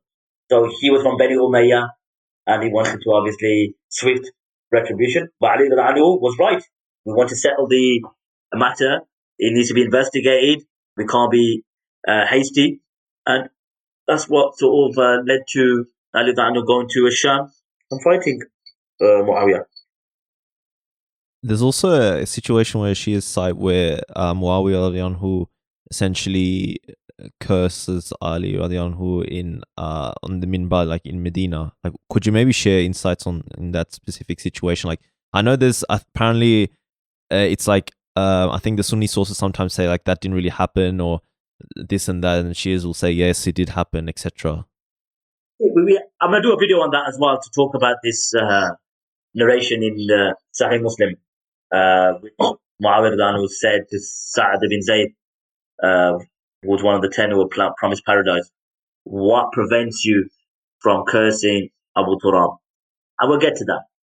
What we have to say is this: no, Muawiyah radiallahu anhu did not initiate the cursing. Whilst we do know for a fact that there were people in Bani Umayyah who did curse. Marwan bin Hakam used to curse Ali radiallahu anhu to the point that Hassan and Hussein used to curse him back. They used to have fully fledged, arguments because they were cursing his father. So, yes, there was issues. Bani Umayyah, certain caliphs, and there were certain people amongst Bani Umayyah that did curse Ali anhu. Because you have to remember, after the Battle of As-Saffin, many of the, children or fathers or uncles were killed in battle. So these people, naturally, felt that Ali anhu was responsible, and which is obviously he wasn't, but they took it upon themselves to curse Ali anhu. But we add as well, and this is Najr Balagha, that there were people cursing the camp of Muawiyah anhu. So is it far-fetched that certain elements or factions within both armies were cursing each other? No. We know Najr Balagha, they were cursing, and Ali anhu said, don't curse them. Likewise, is it far-fetched that some factions or people, groups were cursing Ali anhu? No. But was Muawiyah anhu cursing Ali anhu? No, not true. But I'm going to do a video on it. We're going to go into Sahih Muslim. We're going to go to the Muqaddimah of Sahih Muslim. We're going to go to the Sharaf, Imam Nawawi, about Mutaba'at, about the different taqseems of the Hadith of Sahih Muslim. We're going to go to the Hadith sciences, and we'll show you that what they've presented. We've got ample, explanations to cover this, and inshallah, in due time, I will record a video about that as well. And the other, I think, main part I do want to touch on is, okay, we talked about Muawiyah anhu, and I think the big sort of elephant in the room is also about Karbala. And essentially, I guess the Shias will be like, look, why, okay, firstly, why would Muawiyah anhu appoint Yazid, his son, and then why would Yazid commit what happened in the Battle of Karbala against, Hussein and in his army, and that sort of atrocity. So it's like, it's like father like son sort of argument, if that makes sense. And what's your sort of perspective? How do you sort of interpret those sort of sequence of events? The Battle of Karbala happened, I think, in the 60th year of Hijrah, after the Hijrah, in my memory. I think it is. I remember that. Yeah, I think it's like 61. Yeah. 61 or 60, isn't it? Yeah. Yeah. Now, Muawiyah anhu, before he passed away, basically requested or sought consultation to get the pledge of allegiance to his son. Now, what the Shia won't tell you as well, which I got an important video to do. How did Muawiyah become the Khalif, by the way? Like, the divinely chosen imams, this is blown out the water, and we will also show that the divinely chosen imam relinquished his right and gave up his right. So I'm doing a video on that shortly. But nevertheless, the succession and appointment of Yazid, I believe that Muawiyah anhu should not have done it. There were companions who were alive at the time, who were more deserving, who were more pious, who were fit to lead, and the main candidate and the most prominent name was Hussein anhu. No doubt about it. So, can a person sit back and think, and so not think, but say Muawiyah should not have done that? I agree, no doubt about it. But the Battle of Karbala, I hold Yazid responsible for that. And what transpired after the killing of Hussein anhu was the Battle of Harra. To know the story of Karbala, we need to know what led to the Battle of Karbala. And that is, a segment in it within itself. As you know, and I'm sure you do, when Hussein anhu was in Medina and Yazid was elected, Hussein anhu left Medina with Abdullah ibn Zubair and settled in Mecca. He didn't pledge to Yazid. So whilst living in Mecca, he received numerous letters from Kufa, and they wanted Hussein anhu. and he received, I think, about 500 letters. So the people of Kufa were known as Shi'at Ali, not the Shia what we know of today. They were the political movement, but they were the supporters. So to sort of summarize, they betrayed him. Hussein al sent his cousin to find out what the situation was, whether these letters were genuine, whether these people were, sincere. He had 12,000 people gave bay'ah. When the letter went back to Hussein from Muslim bin Aqil to come, news was spread that there's a commotion or there's something brewing in Kufa. All the Shiite let Muslim bin Aqil down. Muslim bin Aqil was eventually killed. Urwa bin Hani or Hani bin Urwa was also killed. And then as Hussein was on the way, they found out that Muslim bin Aqil was killed. So as they were reaching Kufa, they blocked the way, and then they met him at Karbala. So no doubt about it, Ubaidah bin Ziyad was a tyrant, was an evil man, and Yazid didn't punish him for the killing of Hussein radhiyallahu. So we agree with the Shia that those who killed Hussein radhiyallahu, we ask Allah to curse them. I have no problem with that. I've got no issues with that at all. But what led to the betrayal? Do you understand? So they can't wipe their hands from it. And then after the death of Hussein al-Anu, a movement was born called Tawabun. And they were the ones that basically acknowledged their deception and their lack of support, and they wanted to, take revenge or to cleanse themselves from their shame and betrayal.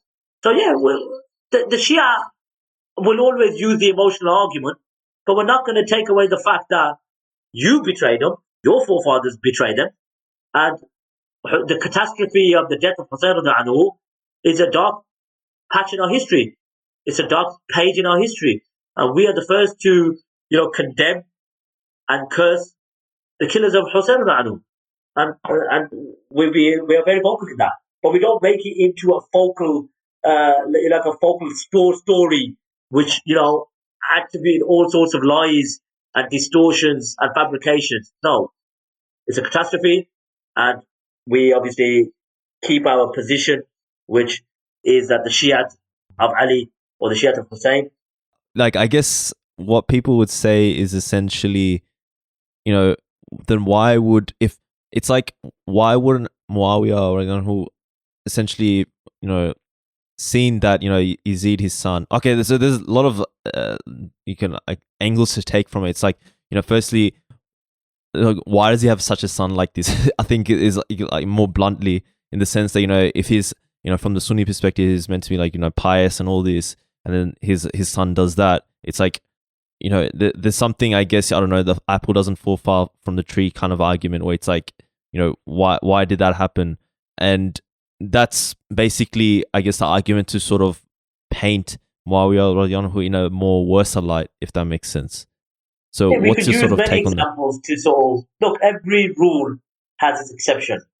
So one cannot use the argument that, okay, like father, like son. No, because Sa'd bin Abi Waqqas, he had a son called Umar bin Sa'd. Umar bin Sa'd wasn't like his father, and he contributed to the killing of Hussein al-Anu. So does that make Sa'd bin Abi Waqqas responsible? No. Let's carry on even further. Abu Jahl, he had a son called Ikramah. Ikramah was a Muslim. Abu Jahl was the pharaoh of our time. So no, it's not always the case. So you can't, use that, or they can't use that argument, oh, well, Yazid was evil, so that means his father's evil. No. Not acceptable. Okay, fair enough. Like, I guess the consistency isn't there in that sense when it comes to using that sort of line of thinking, especially now from our own sort of, from other, pious predecessors as well, in that sense. It's the emotional attachment, and they will use whatever arguments or positions to just criticize Muawiyah radhiyallahu. We've acknowledged that Yazid should not have been elected or should not have been given the Pledge of Allegiance. But that's a mistake. Can you say that Muawiyah anhu would have, known that his son would have been such a tyrant, that he would have committed such catastrophes? He cannot foresee that. So, yes, he should have. But that doesn't make him responsible for the killing of Hussein anhu. If you want to use that argument, then the Shia believe that the Imams have knowledge of the unseen. إِمَّةَ يَعْلَمُ عِلْمَ مَا كَانَ وَمَا يَكُونُ. So Hassan relinquished the Khilafah. So if he had the knowledge of the unseen, he would have known that Muawiyah, who he gave his right to, would have elected his son, who would have killed his brother. You see? So why isn't Hassan anhu held responsible? And I guess I've pretty much I think we've touched on most sort of events within I guess what the Shias would bring out in order to try to contest the idea that, for example, Shiism way of thinking is true, and look at Ali radiallahu and this and that, and I think we've touched on basically most of it. But I guess you brought up Imamah, so it'd be good to kind of touch on that. So from my understanding, I guess, would you say from the Sunni perspective and looking at the concept of Imamah and Shiism, it's pretty much kufr, right? Like they can't have that sort of much ability, or maybe we can say that maybe it's not kufr. Like how would you sort of interpret it? So maybe if you could explain like the concept of Imamah and then sort of break down, why it's problematic, I guess. Well, Imamah, from a linguistic point of view, there is leadership. There is people who lead. There's government or governance in Islam. So we have no doubt we don't deny that in Islam we have this principle. With the Shia belief, Imamah, Wilaya, is the belief which is Usuluddin, which is the principle of their faith, which salvation is relied upon. If you don't believe in Imamah, you're destined for Jahannam. And even if they're hadith literature, it says even if you fast, even if you go on Hajj and you don't come with the Imam or the Wilaya, you're going to go to Jahannam. So they could argue, oh, no, it just makes you a Shia. We don't declare you as disbelievers. Nonsense. So Imamah in a nutshell is 12 infallible human beings from the offspring, from the lineage of the Prophet Muhammad sallallahu alaihi wasallam, who were divinely chosen by Allah subhanahu wa ta'ala, they were divinely chosen to lead the ummah, and they possess, knowledge. They have relics. They know all languages. Basically, Superman. All of these imams have so much knowledge. They talk to the sun. They fly on elephants. I've done so many videos on it. It's just unbelievable what they believe or what they attribute to their imam. So to summarize, divinely chosen by Allah to lead, and anyone who denies the imamah is a kafir and has denied, what's the word I was looking for? They say that whoever denies one of us, whoever denies the first of us is like denying the last of us. So if we believe in all 11 imams but deny the last one, the 5-year-old who ran away, then you're a kafir. And I've done a video on this on the Sunni defense. It's called Sunnis Are Going to Hell. They say if you reject the imam, you die upon kufr. And, every deed is excused. Every aspect of religion is excused apart from in imamah. There is no excuse for it. So that's imamah in a nutshell. It's Usuluddin, it's the pinnacle of their faith, and their salvation depends on it. And if we don't believe it, then we are disbelievers. And this is commonly known. Even they won't accept that, but their classical sources or their hadith literature confirm it. Would you say that essentially the concept of Imamah in Shia Islam is almost at times put above, I guess, the maqam of the prophets, Yeah. or they're on the same level. They say that Imamah, I've got the book, I think it's Mufid. He says that, and this is known. If you ask the Shia, they'll say it. I have a discussion with the Shia, they say Ali Anhu was greater than Ibrahim. Do you believe that? Mm. They say that's known. They believe Imam as a station above prophethood, but not above the Prophet Muhammad Sallallahu Alaihi Wasallam. But every other messenger and prophets, their Imams are more superior. And I guess from the Sunni perspective, it's like, where's the dalil for it? And, there's no sort of specific or explicit verses for the concept of Imamah in the way the Shias portray it, from the Quran, for example. So would you say, like, what's the sort of dalil for that, and how do they go about explaining it? And what's the sort of Sunni perspective? You've already explained the Sunni perspective, but yeah, like, it doesn't seem like from the Quran there's any explicit reference to it at all in that sense. So the basic question we ask the Shia is this: give us your best verse from the Quran, because this is your fundamental, this is your principle, this is what your salvation depends upon. This is what you argue that the Prophet ﷺ, if you do not use the ayat in the Quran, if you do not convey the message, if you do not deliver the message, you have not conveyed it, and they use this as an imamah. Actually, there's 12 verses that mentions either imam or imam, which is the plural of imam. Actually, the best ayat they've got is in Surah Al-Baqarah, verse 124. Okay, and Allah subhanahu wa ta'ala is talking to Ibrahim alayhi salam. So you got to remember, Ibrahim alayhi salam was way before the Prophet sallallahu alaihi wasallam. So the best verse they got is when Allah said to Ibrahim alayhi salam that I'm going to make you an imam to the people. And then Ibrahim alayhi salam responded by saying, what about my offspring? And then Allah subhanahu wa ta'ala said, my covenant does not extend to the zalimin, to the oppressors. Like, question to ask is, what's this got to do with 12 infallible beings from the Prophet, from the family of the Prophet Muhammad sallallahu alaihi wasallam? Absolutely no relevance. This has got to do with prophethood. So when Ibrahim alayhi salam said, and my offspring, we know that from the offspring of the Prophet Ibrahim alayhi salam, they were prophets, and they were leaders, and they guided nations. Sulaiman alayhi salam was a king. Dawood alayhi salam was a king. Even Isa alayhi salam was a prophet, and he had, a scripture. So this is what it means. So there's other verses that refers to imam or imam, and Allah says, فَقَاتِلُوا أَئِمَّةَ الْكُفْرِ, fight the imams of disbelief. فَقَاتِلُوا أَئِمَّةَ الْكُفْرِ. So imam is used here. So what I'm going to say now, because imams mentioned in that verse, there's imam or imam mentioned here, but it mentions kufr. So there's 12 verses, I've got all the verses here. It's got no relevance to the concept of imamah of the Shia.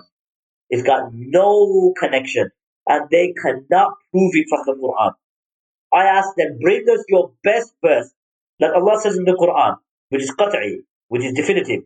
Allah says, وَإِلَهُكُمْ إِلَهٌ وَاحِدٌ, that your Lord is one.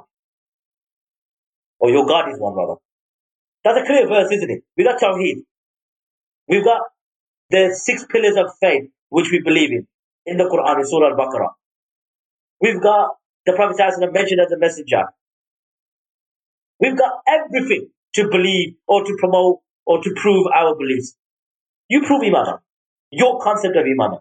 Don't say, the word Imam mentioned, because I could bring you 12 different verses, which has got nothing to do with your concept. So, no, it's got no relevance at all. It's got no relevance. They're just choosing words, and they say, look, Imam's mentioned here. It's not enough. It's not enough to prove your belief. So, essentially, where do they derive that concept from? Like, where does it stem from in that case? If I guess the claim is that it's not like from the Quran in of itself. So, like, where does it stem from? Where does the concept come from? There is no concept for 12 infallible beings. from the Prophet Muhammad sallallahu alaihi wasallam in Islam. That's what we say constantly. There is no belief or text or evidence to prove your concept of Imamah. There isn't one. They have their hadith that mention it, their hadith books. There's no little fabrications. We're saying the revelation that the Prophet ﷺ was entrusted with. If this was such a belief where my salvation depended on it, Jannah and Jahannam, and there's no mention of it at all, then this is utter ridiculous. We cannot accept this, and they haven't got no foundation. They haven't got no evidence. So that's why we always argue that your belief of Imamah is a fabricated belief and has no relevance in Islam. And especially when you call us kuffar for it, and we've already done a video on it and a few videos on it, and they could obviously, argue, oh no, we don't believe that you are kuffar. Open your literature. You don't know your books. Clearly, they make takfir upon us, and I could present many evidences, but it's just going to take too much time. And would you be able to maybe, in a succinct manner, talk, sort of break down the sort of characteristics, or I don't know, the attributes of the Imamah according to the Shia perspective?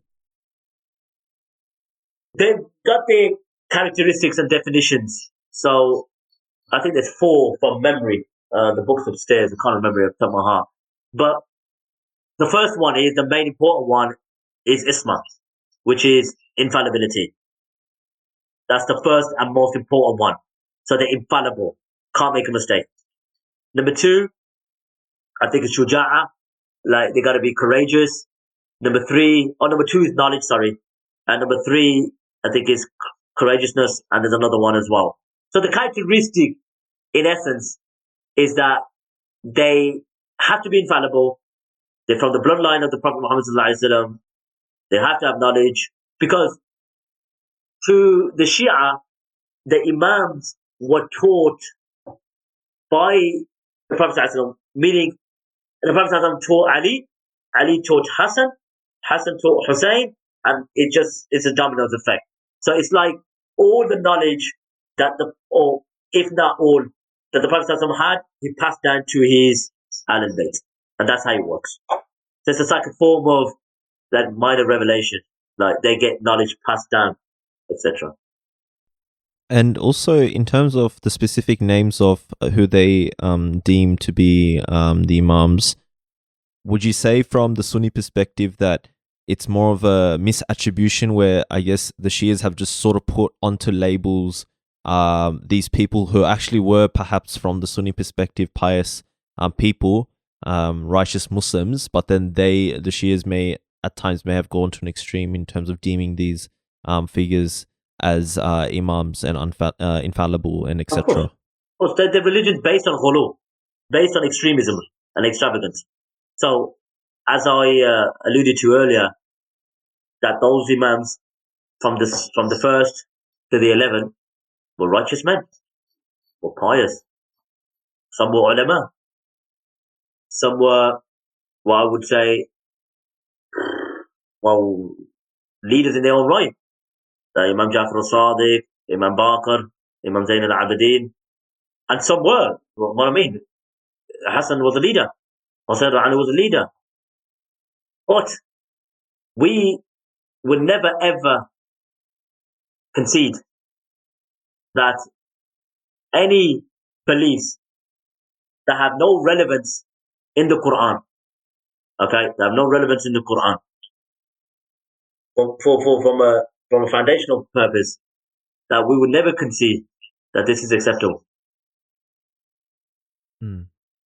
Would you? I think we've exhausted quite a bit in the topic of Shiism, but was there any final thoughts you had around this topic in terms of, I guess, if I think from memory, my co-host is telling me like quite a few Shias actually do listen to our podcast. So what would you sort of, I guess, final thoughts in regards to this whole topic, and what would you say to perhaps a more Shia layperson in regards to these subject areas and everything we discussed? I honestly believe that the Shia laymen are the victims I'm not denying that they might have sincerity. They love the Ahlul Bayt. They love Ali anhu and his family. And to my message to them rather is just really ponder and reflect, because Islam and the revelation which the Prophet ﷺ came with is the source of guidance till the day of judgment. Okay? So the Prophet ﷺ never left anything out from the first revelation to the last. And for you or for your beliefs to be imposed on you, okay, by your clergy, by your scholars, and you cannot find any evidence, but not every, I'm not a wrong looking for, you've got no proof, a categoric verse where it alludes to infallibility of 12 imams. Even your early classical sources, like Firqa Shia, by Nubakhti, he mentions so many different sects of Shiaism at the early time. They couldn't really settle on how many the imams there were. Some were 5, some were 7. Some believed that other scholars like Muhammad bin Hanafiya, who was the half brother of Hussein al-Anu, he disappeared. So, look, Islam is simple. It gives us our beliefs in such simplistic ways. We're talking Usuluddin. We have to believe in Allah, His messengers, His books, the final day, etc. These are all mentioned in the Quran. So if you cannot prove to me that Imamah is a belief that all Muslims must believe in, then you've been duped. You honestly have been duped. And Ahl Sunnah wal Jama'ah is Islam, and Islam is Ahl Sunnah wal Jama'ah. And to your ulama, I believe they're kuffar. They're the callers to this. Imam is kufr. Calling upon the imams, believing that Abu Bakr and Umar are kuffar, believing the Sahaba are kuffar. No, this is not Islam. And the Sahaba did not have any animosity between them. When they did fight, there was a reason and there was an overriding issue. So don't let your blind hatred or what you've been taught with to cover your judgment and to blind your judgment. So just be rational, read the Quran, because that's where you're going to find the answers, in the Quran. You're not going to rely upon our hadith collections, so I'm not going to even point you towards that direction.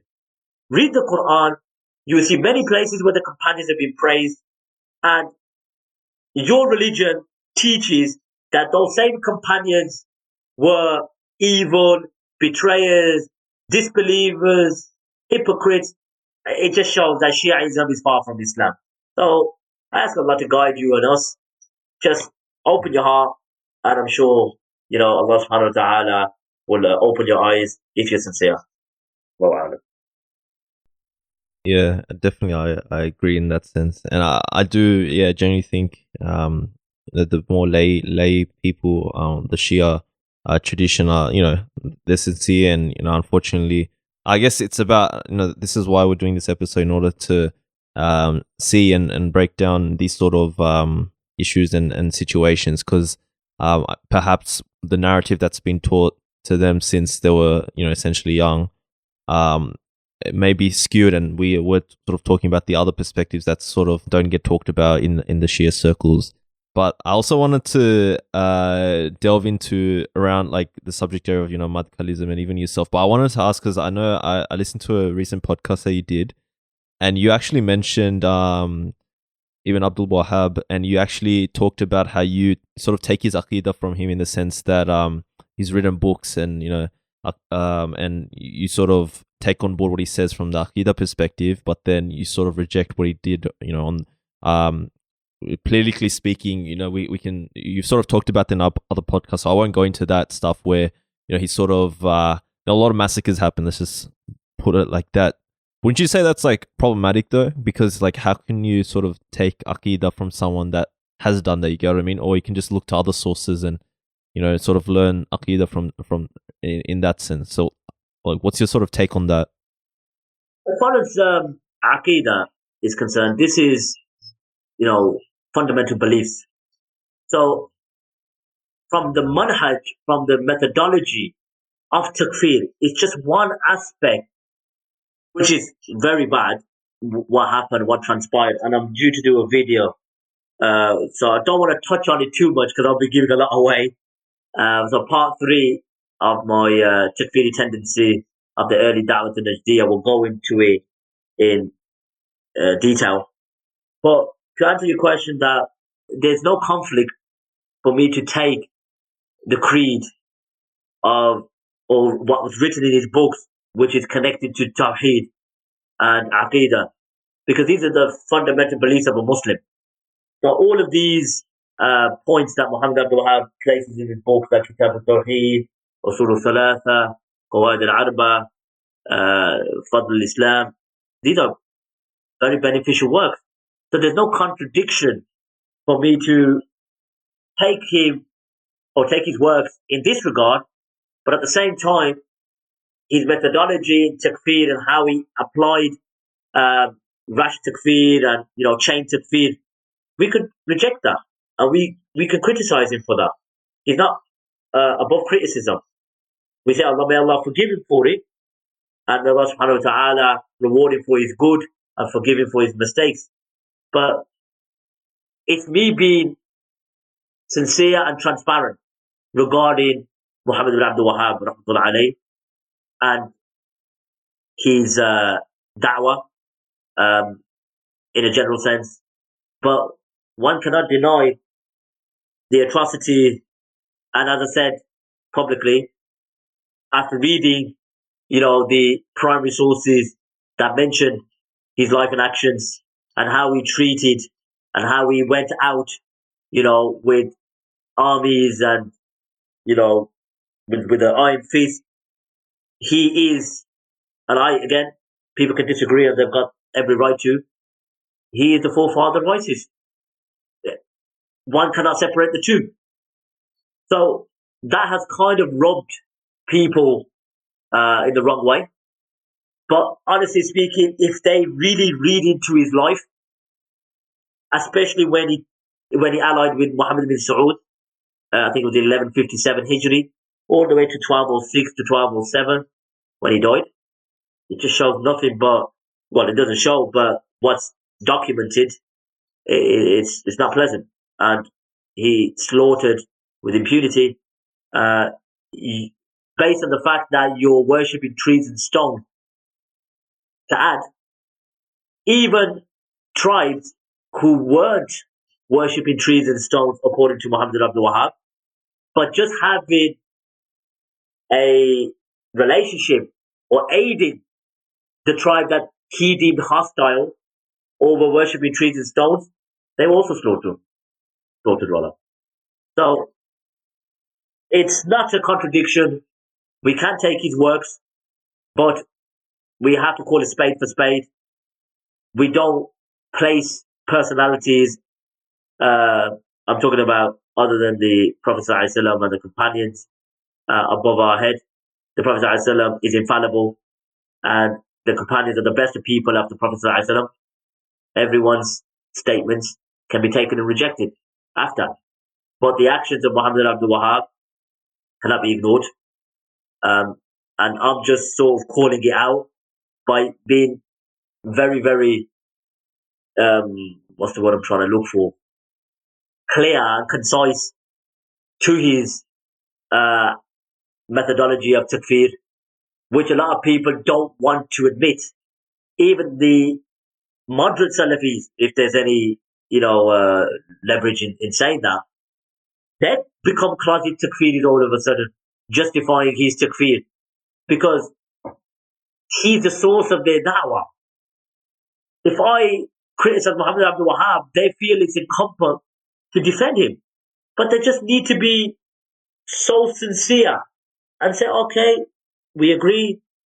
Whilst we don't reject, his aqidah, yes, there were issues and there were problematic actions and not conquest, Sariya Ghazawat, raids that he did in his lifetime, along with the early Najdiya, that cannot be accepted, and we cannot condone it. We have to condemn it, and calling him the forefather of ISIS is just clear based on the actions that we're seeing today from ISIS and their likes. So that's my sort of brief take on that. I would elaborate based on the script that I have, but I'm due to record part 3. So it'll be visual. You'll see the quotes on screen, and I'm sure obviously it'll make more sense and be more clear. The clarity will be provided when I release that video. In regards to Salafism and I guess Madkhalism as well, would you say how would you describe Madkhalism? Like, would it be interconnected with the rise of Salafism, or would it be an offshoot, and how did it sort of spring forth? Well, that's another topic in it within itself. But Madkhalism was born, I would say, not just Madkhalism, it's the split within Salafism, which happened after the first Gulf War, the Sahwa, the awakening, after the kingdom invited the Americans to assist them in what's the word I'm looking for, to assist them to sort of stop Saddam in, stop him in his tracks after he invaded Kuwait. So Madkhalism really is known in the Arab world as Jamia, which is named after Muhammad al-Amin al-Jami.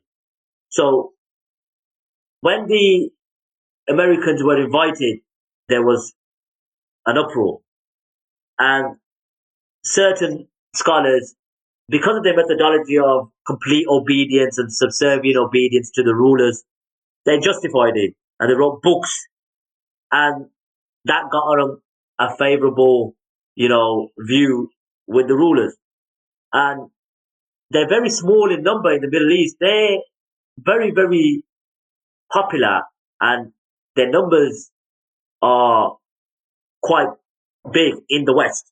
So the center, or the central point of their da'wah, where they're growing, is in the West.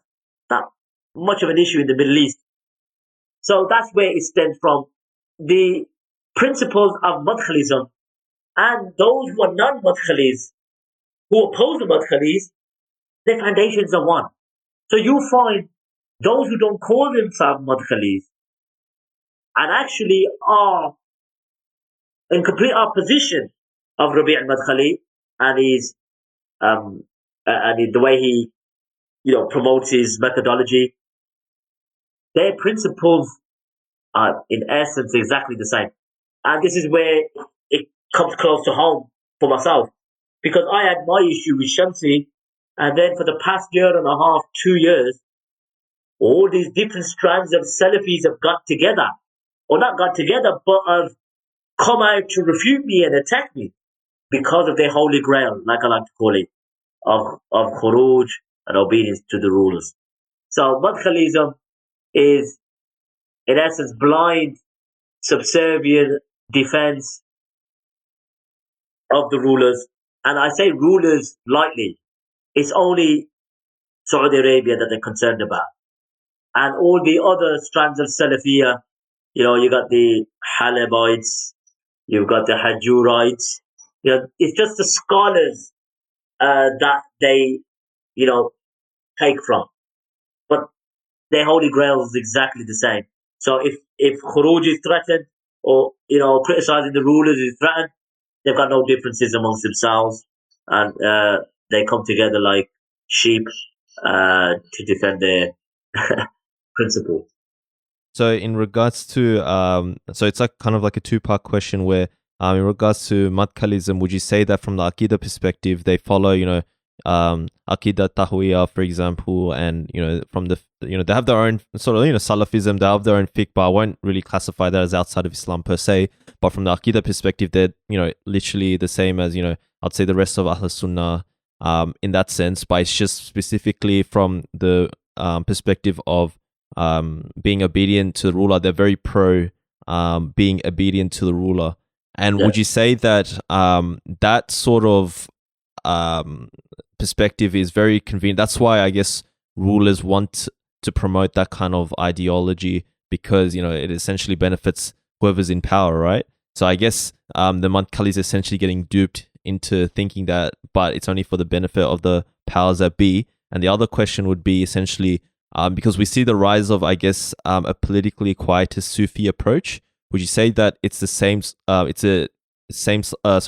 Different side of the same coin. In that sense as well, that the powers that be are trying to utilize that in order to be, I guess, subservient to ruler in a certain sense. So what's your sort of take on that? With Madkhalism, I don't really like to single them out, because Salafiyya, it's a broad spectrum, you see. So Madkhalism is part of Salafiyya. Now, when I say Salafiyya, I call it neo-Salafiyya, pseudo-Salafiyya, which is, let's be frank, is the Najdi Da'wah. So, the modern Salafi movement brought out of the early Da'watul Najdiyah. As far as Aqidatul Tahawiyya, they don't really promote that. The main book that they promote, which I like to call the Talmud of the Madkhalis, is Sharh Sunnah. Whilst the books of the Salaf, principally, I agree with them as an Athari. So, Ahl Sunnah, and again, this is, they would oppose me this. I believe the Ash'ara, Maturidiyya, and the Atharis form Ahl Sunnah wal Jama'ah. Once I disagree with them in terms of their approach to the names and attributes, I don't think that's enough to kick them out of Ahl Sunnah completely. And that's what the pseudo-Salafis and neo-Salafis do. So, the Ash'ara and the Maturidiyya could believe in everything which is connected to the principles of faith. The Usul al-Din. They believe in Qadr. They believe in the Adab al-Qabr. They believe in the resurrection. They believe that Allah subhanahu wa ta'ala, would, what's the word? The Jannah and Nar. All the concepts that make you a Sunni Muslim, they believe. But when it comes to the names and attributes of Allah subhanahu wa ta'ala, they use a tafweedi approach and a ta'weeli approach, which is not the correct term. I mean ta'weel and tafweed, which is figurative interpretation and consigning the meaning. So based upon that, the neo-Salafis and the pseudo-Salafis kick the Ash'ara and the Maturidiyya out of Ahl-Sunnah, which means that they're no different to the early deviant sects that rose in the early part of the Salaf, like the Khawarij, the Jahmiyyah, the Qadariyya, the Jabriyya, all of these evil sects that came. So that's the first answer, that they don't really use Aqidat al-Tahawiyya. They don't. They usually rely on Sharh Sunnah predominantly. I'm talking about the Madkhalis. Whereas the Creed book, like you got Sharh Usul al-I'tiqad, Al-Sunnah wal Jama'ah by Lalaka'i, you got As-Sunnah by Imam Ahmad, you've got Kitab al-Tawheed by Ibn Khuzaymah, you've got Kitab al-Tawheed Ibn Manda, Al-Ajuri, Sharh Sunnah al-Muzani, and various others. I could go into it in depth. So, I agree with them on that. But their da'wah, like you mentioned, it's the central nerve or the central point. Even among Salafis, believe it or not, and this is true, that, as I mentioned before, there's catfights between themselves. They have issues between themselves. Whatever it may be, whatever the issues are, whether it's a power trip, whether there's, one wants to be the sort of standard bearers of the neo-Salafi da'wah. Who knows? But they have got issues amongst themselves. They're not united upon themselves. So, practically, the neo-Salafis and the Da'watul Najdiyah or the Najdi da'wah could practically agree upon everything.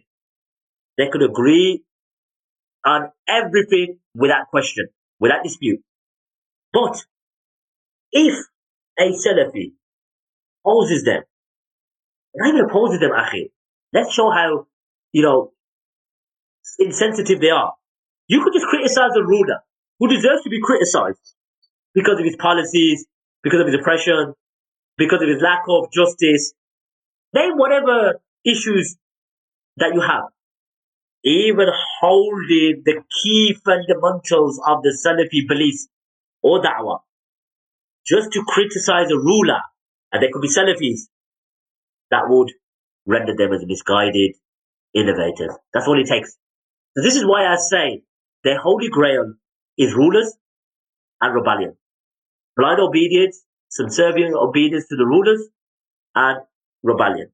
Now I've been vocal since 2019, over a year and a half, by arguing and even to a certain extent being firm, saying it is better not to do khuruj.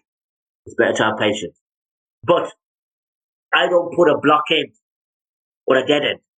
What I say is that if a ruler is oppressive, depending on the degree of oppression, as you know, there's micro oppression and macro oppression. If a ruler oppresses on such a grand level, which reaches macro oppression, we're talking genocide, just name whatever sort of oppression you want, the Muslims have got the right to defend themselves. Whereas the neo-Salafi da'wah, not just the Madkhalism, we've got to be very, very, what's the word I'm looking for? We've got to be very careful by just labeling it a Madkhali problem. It's not a Madkhali problem. It's a neo-pseudo-Salafi problem. Whereas the Madkhalis are a bit too extreme. The others are not far behind. But the Madkhalis are just too extreme. Very extreme. So, everything that they have, or what they hold as precious and dear, if you differ with them, just with those two elements, akhi, you got no hope. You got no hope. And this is within Salafis. So think about those who are not even Salafi. We ain't got no hope in hell. SubhanAllah. I guess, yeah, we've covered a lot of ground, mashallah, in terms of, Madkhalism and also Shiism. So Yeah. I'll probably wrap it up there. But Jazakallah khair for coming on, Boys in the Cave. I thought we were keeping longer. It's 11:30, and my little ones obviously are coming down. No, totally understandable. It's a bit late in the UK, so appreciate your time regardless. And hopefully we can probably connect in the future, inshallah, and further discussions. Yeah, that's fine. Anytime, man. Like I said, just finding the time.